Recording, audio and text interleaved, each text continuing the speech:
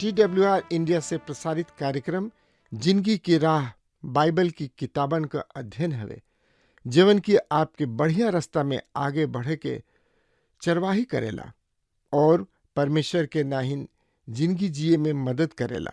यूहन्ना 1:12 में बतावल गईल बा कि परंतु जितने उनकरा के ग्रहण कैले उ उनके परमेश्वर का संतान होखला का अधिकार दिले, मने उनके जे उनके नाम पर विश्वास रखेलें। कृपा करके देखी सुनी ताकि आप सच जिंदगी जी सकी और ओकर प्रयास कर सकी।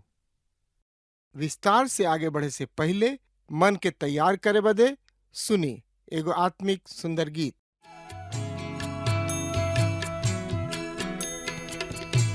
यीशु के शरणवा में शांति मिली है भाई, यीशु के आराधना में मन का लगाई, यीशु के आराधना में मन का लगाई, यीशु के आराधना में।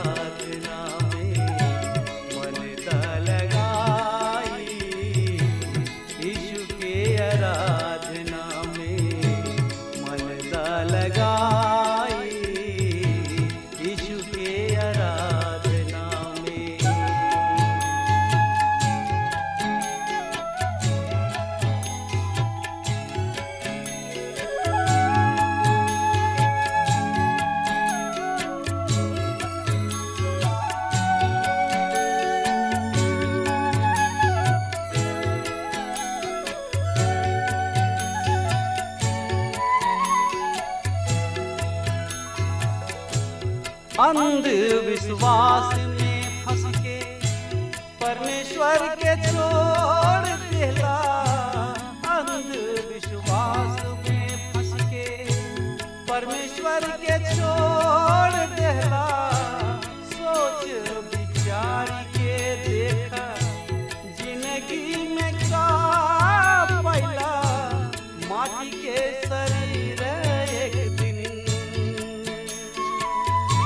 माटी के शरीर एक दिन माटी हो जाई, यीशु के आराधना में मन का लगाई, यीशु के आराधना में मन का लगाई, यीशु के आराधना में।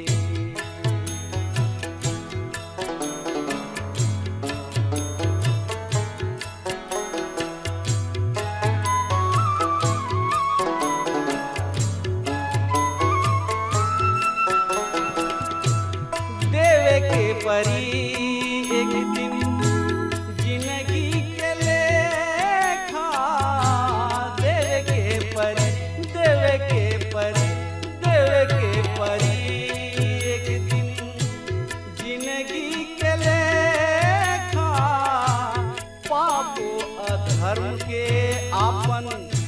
करमवा के देखा, पापो अधर्म के आपन करमवा के देखा, बाप पूत हित नाथ, बाप पूत हित नाथ, केहू ना बचाई यीशु के शरणवा में शांति मिली है भाई, यीशु के आराधना में मन त लगाई, यीशु के आराधना में।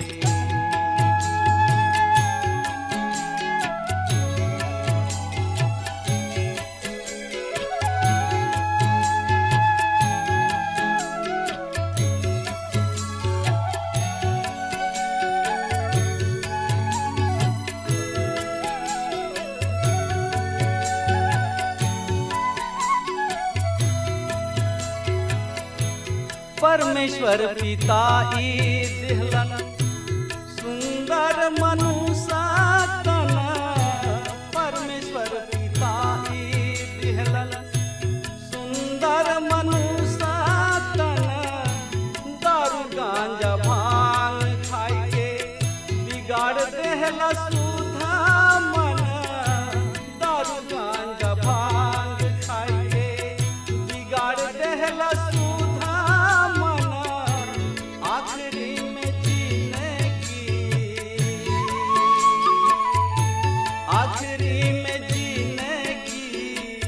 बेकार हो जाई यीशु के आराधना में। हाँ मित्र, जैसे कि रोवा जाना तनी कि इस दिन में हमनी के नया नियम से यहूदा के किताब के सिलसिलेवार रूप से अध्ययन कर रहल बन जा। यहूदा के पत्री के मुख्य उद्देश्य है विश्वास के खातिर संघर्ष, कहें कि यहूदा के अनुसार संसार में झूठ शिक्षक धर्म त्यागी घुस आयल बने, जौन की कलिसिया के भीतरी लोगन के विश्वास से भटका रहल बा। ऐसे यहूदा कहतान कि हम ओह विश्वास के खातिर यत्न पूर्वक संघर्ष करत रही, जौन की पवित्र लोगन के एक ही हाली सदा के खातिर सौंपल गुल रहे। पिछला कार्यक्रम में हमने के धर्म न्यायी सब के 3 उदाहरण के विषय में पढ़नी जा, और विशेष रूप से यहूदा हमने के बतौले कि पराया शरीर के पीछे लागल भयंकर पाप है। सदोम और अमोरा में ए पाप के बढ़ावा दिहले और परमेश्वर ए नगर के कबो बूझे वाली अग्नि में डाल दिहले। मिल वर्ग ए पाप के परिणाम स्वरूप मनुष्य के भयंकर दंड दिहल गुल बा, और ऐसे ये हमनी खातिर उदाहरण ठहरल बा। हमनी के सावधान रहे के जरूरी बा। परमेश्वर पिता ओ प्रत्येक आदमी के नगर व देश के दंड दी हैं, जौन की भविष्य में इस तरीके पाप में लिप्त हुई हैं, अर्थात जे पराया शरीर के पीछे दौड़ी हैं और जे पराया शरीर के पीछे लगी है। 8 पद में यहूदा बतौले बने, फिर भी ई स्वप्नदर्शी ओह तरीके शरीर के अशुद्ध करत प्रभुता के तुच्छ जनलस और ई स्वर्गदूत निंदा करेला। ए तरी से यहूदा साफ साफ कहताने कि आधुनिक धर्म त्यागी झूठ शिक्षक के पहचान हो जाई, उ पहचान लिहल जाई। और यहूदा यहाँ पर एकर पहचान के खातिर 3 वरन 4 बात के बतावताड़े। झूठ शिक्षक धर्म न्यायी के पहचाने के खातिर यहूदा 4 गो बात बतावताड़े। हाँ तो श्रोता मित्र भाई बहन, यहूदा के पत्री से हमनी के ये झूठ धर्म त्यागी शिक्षक के पहचाने के 4 बात देखतानी जा। यहूदा ये 4 गो लक्षण हमनी के सामने पेश करताड़े। सबसे पहला लक्षण है उ अश्लील स्वप्नदर्शी है। एकर अर्थ है उ ऐसा स्वप्नदर्शी हमें जौन की वास्तविक संसार में खोवल रहलन ऐसन संसार जवन की अस्तित्व में है निखे। हम ई महसूस करतानी कि उदारवादी शिक्षक वास्तविकता के साथ व्यवहार ना करलन। आज हमनी के हाँ और ना के उचित प्रयोग सीखे के जरूरी बा। हमनी के कब हाँ कहे के बा, यानी कि कब हाँ कहे के चाही और कब ना कहे के चाही। तब दूसरा बात, यहूदा जौन की ए झूठ शिक्षक के विषय में बतावताने ऊ ई कि ऊ शरीर के अशुद्ध करलन, अर्थात ऊ घोर अनैतिक गतिविधि सब में सौनाइल रहलन, जैसे कि सदोम अमोरा के नगर के लोग सौनाइल रहत रहन। आज अनेक कलीसिया संस्था समलैंगिकता रिश्ता के अर्थात पुरुष गमन के मंथन प्राप्त कर बने। मित्र, ई मत भूली कि परमेश्वर बीते समय में ऐसा पाप के खातिर सदोम और अमोरा नगर के दंड दी हैं और उनका के पृथ्वी पर से मिटा दी हैं। स्वर्गदूत सबके परमेश्वर चेतावनी दिहले, उनका के ऊ अंतिम दंड के खातिर बेड़ी सब में जकड़ रखले बने। परमेश्वर अपना निज प्रजा के जौना के ऊ मिस्र देश से छोड़ा के ले आयल रहन दंड दिहले। तो परमेश्वर हमरा के और रउआ के वर्तमान समय में बिना दंड दिले कैसे छोड़ सकताड़े, कैसे छोड़ दी हैं। तब यहाँ तीसरा बात यहूदा बताओ ताने कि ई धर्म त्यागी शिक्षक प्रभुता के तुच्छ जानेलन। एकर अर्थ ऊ अधिकार के बहिष्कार करलन। ई ऊ लोग हमें जौन की मृत्यु दंड के विरोध के विरोधी करलन। ऊ मानवीय अधिकार के नियम कानून व्यवस्था तथा परमेश्वर के आज्ञा के तुच्छ जानलन, ओकर खोल के विरोध करलन। जबकि परमेश्वर के वचन, पवित्र वचन हमन के सिखावेले कि हर एगो आदमी अधिकारी के अधीन रहे। रुआ अगर चाहब तो देख सकतनी रोमियो के पत्री 13 अध्याय के 2 पद के। प्रेरित पौलुस कलीसिया के बतावतन कि हर एगो आदमी राज के अधिकारी सब के अधीन रहे, काहे कि कोनो अधिकार ऐसा नहीं खे जौन की परमेश्वर की ओर से ना होखे और जौन बा ऊ परमेश्वर के द्वारा ठहरावल गुल बा। ऐसे जौन अंधकार के सामना करला ऊ परमेश्वर के विधि के विरोध कैले बा और जे विरोध कैले बा ऊ खुद दंड के भागी हुई हैं। तो ए तरी से परमेश्वर के वचन हमने के सिखावता कि हमने के आपन अधिकारी सब के अधीन रहे के बा। मित्र, ई धर्म त्यागी शिक्षक प्रभुता के तुच्छ जानेला, अधिकार के बहिष्कार करलन। तब यहूदा चौथा एकर लक्षण बतावताने कि ई झूठ शिक्षक स्वर्गदूत तथा महिमामय प्राणी सबके निंदा करलन। एकर अर्थ श्रोता मित्र भाई बहन, ऊ प्रतिष्ठित लोगन के अपमान करलन। ऊ नियम व्यवस्था के अनुरूप विरोध पत्र दाखिल करलन। देश के राष्ट्रपति, प्रधानमंत्री, राज्यपाल, मेयर, ये सब लोग प्रतिष्ठित व उत्तरदायित्व व्यक्तित्व है। ई ऊ लोग हमें जौना प्रदेश तथा नगर के उत्तरदायी बा। ई दूसर बात बा कि ओ उत्तरदायित्व के निभावेलन, सही ढंग से निभावेलन या गलत ढंग से।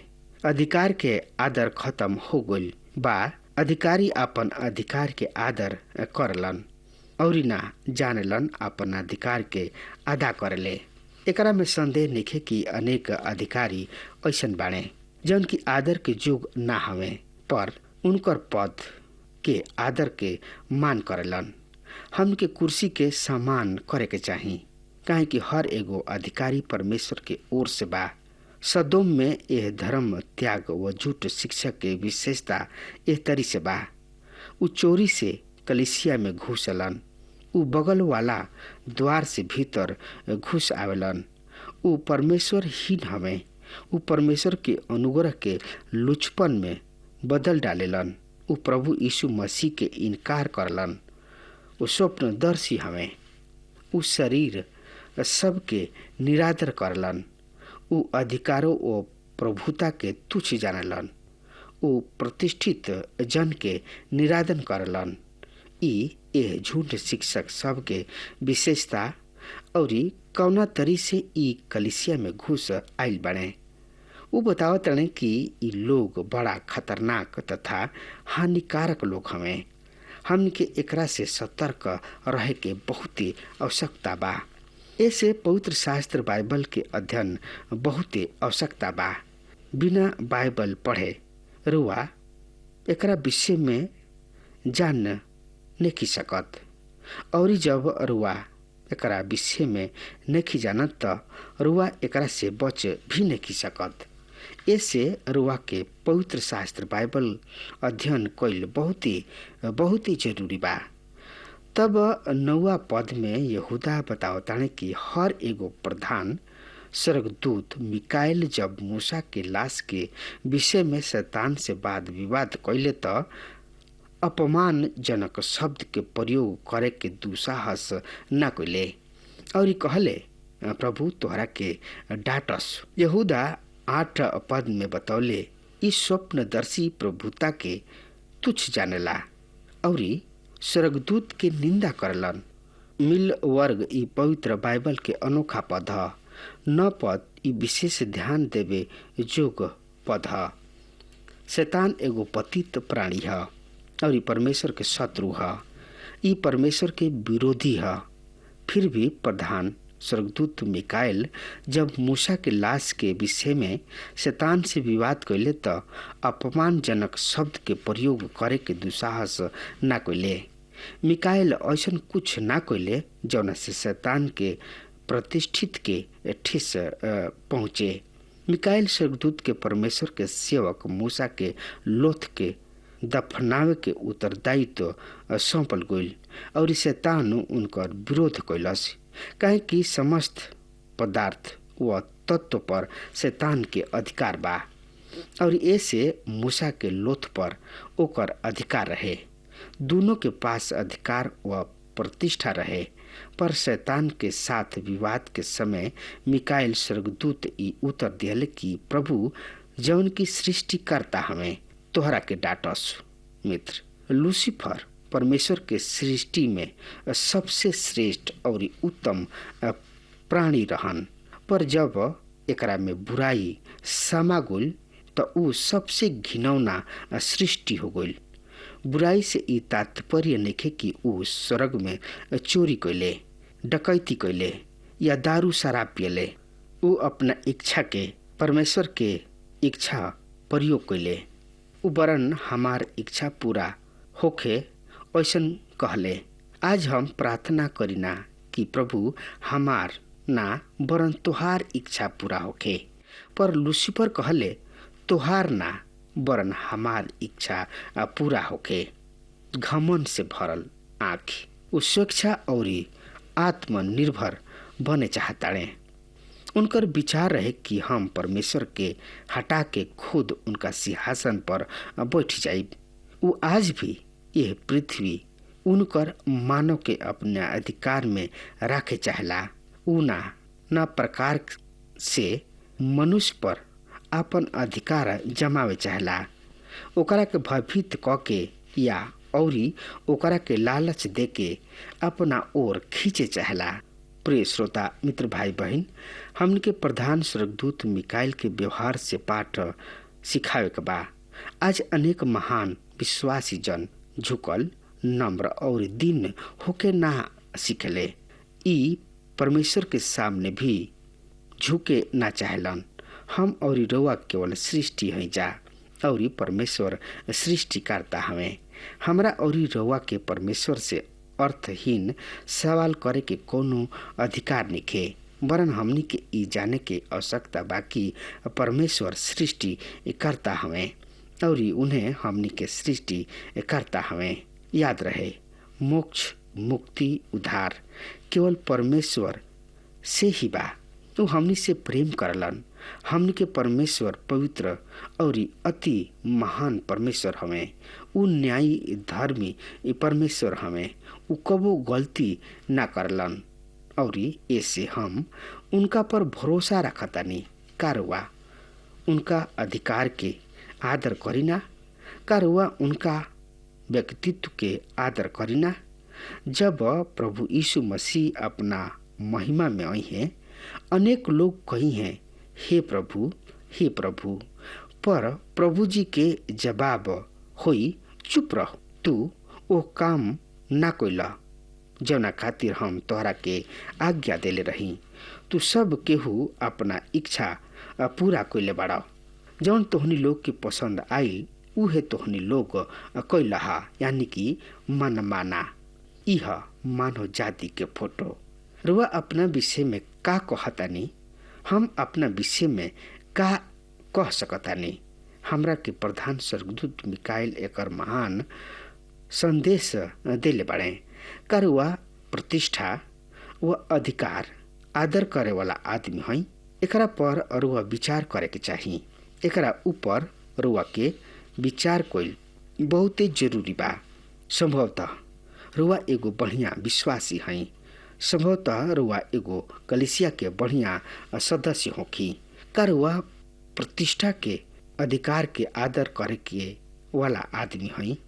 मित्र, तब हम 10 पद में पढ़तानी, ई जौना बात के ना समझलन, पर ई लोग जौना बात के ना उनकर निंदा करलन और ई बुद्धिहीन यानी कि अविवेकी जानवर के भांति जौना के जानतानी उन्हीं के द्वारा नाश हो जाला।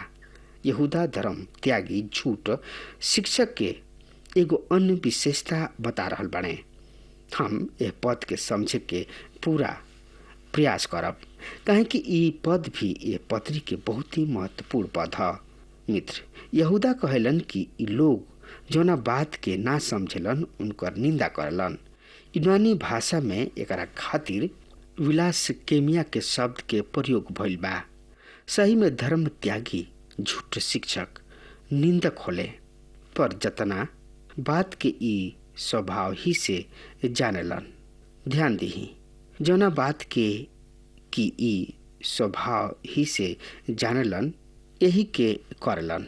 जाने खातिर यहूदा दूगो शब्द के प्रयोग कैले बाड़े। पहला शब्द है इडो, जौना के अर्थ मानसिक ज्ञान के दिमाग तक सीमित बा। एकरा में उ समस्त वस्तु सम्मिलित बा जौना के आँख से नहीं देख सकत, जौन की अदृश्य बा। दूसरा शब्द में उ ज्ञान है जौन की परखल नहीं जा सकत, ना ही सूक्ष्म दर्शी द्वारा देखल जा सकता। जैसे एगो सुघर संगीत के एगो ध्वनि के जरूरत होला और एकरा खातिर एगो बढ़िया कान के आवश्यकता होला। ई अदृश्य ज्ञान है और वही तरी विश्वास एकरा के परख नली में नहीं परख सकत, अनुभव से जानल जाला। पवित्र आत्मा हमनी के खातिर एकरा के वास्तविक बनावेले, एकरा के प्रमाणित करेले और ई प्रमाणित ही विश्वास है, अन्यथा ई अंधविश्वास है। तब यहूदा दूसरा शब्द प्रयोग करताड़े, उ है एपिस्टनाई, जौना के अर्थ समझल।